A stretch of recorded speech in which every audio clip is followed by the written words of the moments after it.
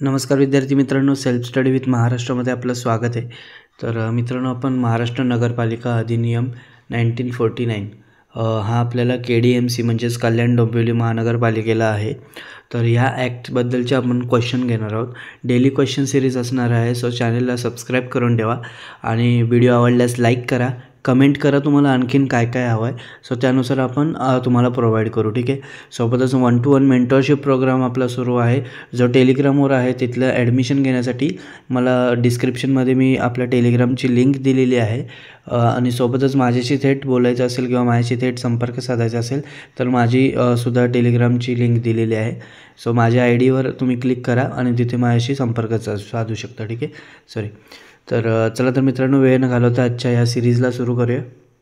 प्रश्न क्रमांक 1, महानगरपालिकेचा प्रशासकीय प्रमुख कोण असतो?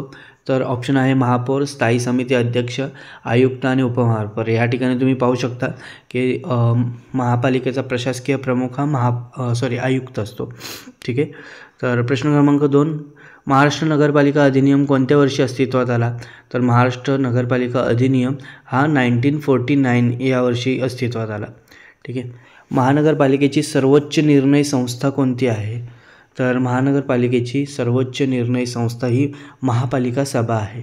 ठीक आहे, आजच्या दिवस क्वेश्चन ॲडजस्ट करा, उद्यापासून मी एक्सप्लेनेशनसुद्धा तुमच्यासाठी घेऊन येईल। ठीक आहे, प्रश्न क्रमांक 4, स्थायी समितीचे मुख्य कार्य काय आहे?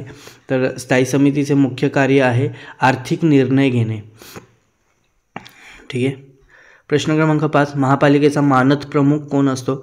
तर महापालिकेचा मानद प्रमुख हा महापौर असतो। कलम 68 मध्ये कोणत्या कराचा उल्लेख आहे? तर कलम 68 मध्ये मालमत्ता कराचा उल्लेख आहे। महापालिकेचा महसूल स्रोत नाही असे कोणते आहे? तर मालमत्ता कर, शासकीय अनुदान, तिकीट विक्री, GST कर वसुली। तर महापालिकेचा महसूल स्रोत हा GST कर वसुली नाही आहे। ठीक आहे, महापालिकेतील सदस्य होण्यासाठी किती वय आवश्यक आहे किमान? तर महापालिकेचा सदस्य होण्यासाठी किमान 21 वर्ष आवश्यक असते। महापालिकेतील कोणता अधिकारी राज्य सरकारकडून नियुक्त केला जातो? तर महापालिकेतील आयुक्त हा राज्य सरकारकडून नियुक्त केला जातो। कलम 126 कशाशी संबंधित आहे? तर कलम 126 हे तातडीची कार्यवाही याच्याशी संबंधित आहे। महापालिकेच्या कर प्रणालीचा मुख्य आधार काय आहे? तर महापालिकेच्या कर प्रणालीचा मुख्य आधार हा मालमत्ता कर आहे। कलम 5 मध्ये कोणती तरतूद आहे? तर कलम 5 मध्ये महापालिका क्षेत्राची स्थापना ही तरतूद आहे। महापालिकेच्या मालकीतील सार्वजनिक स्थळांचे व्यवस्थापन कोण पाहते? तर महापालिकेच्या मालकीतील सार्वजनिक स्थळांचे व्यवस्थापन आयुक्त पाहत असतात। महापालिकेचे मुख्य उद्दिष्ट नाही असे कोणते? तर सार्वजनिक आरोग्य, रस्ते बांधणी, राष्ट्रीय संरक्षण, स्वच्छता यापैकी महापालिकेचे मुख्य उद्दिष्ट हे राष्ट्रीय संरक्षण नाही आहे। ठीक आहे, अनधिकृत बांधकाम कशात मोडते? कलम 19, कलम 68, कलम 128, कलम 5। तर अनधिकृत बांधकाम हे कलम 128 मध्ये मोडते। महापालिकेतील विषय समित्या कोणत्या उद्देशाने असतात? ठीक आहे, महापालिकेतील विषय समित्या ह्या कोणत्या उद्देशाने असतात? तर ऑप्शन 1 आहे एकूण उत्पन्न वाढवण्यासाठी, स्थानिक प्रश्नांवर लक्ष ठेवण्यासाठी, निवडणूक व्यवस्थापनासाठी, कर निर्धारणासाठी। तर महापालिकेतील विषय समित्या ह्या स्थानिक प्रश्नांवर लक्ष ठेवण्यासाठी असतात। महापालिकेचा वार्षिक अंदाजपत्रक कोण तयार करतो?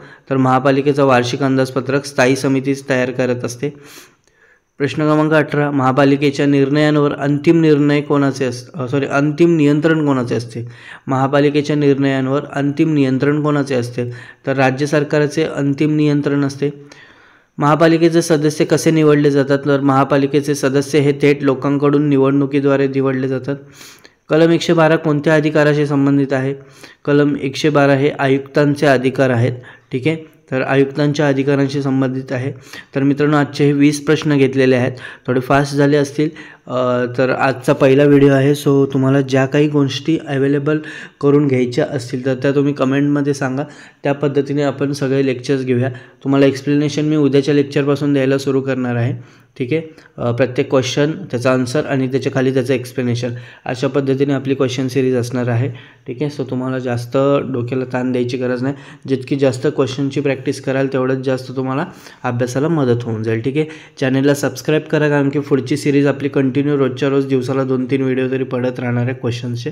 दुसरी गोष्ट, तुम्हाला आणखीन काय हवं असेल तर तेही सांगा, लाईक करा, कमेंट करा आणि सबस्क्राईब करायला अजिबात विसरू नका. धन्यवाद मित्रांनो.